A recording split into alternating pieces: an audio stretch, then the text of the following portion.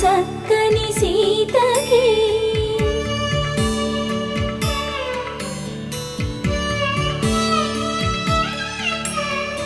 ఎర్ర జాబిలి చేయి రాముడేడని అడుగుతుంటే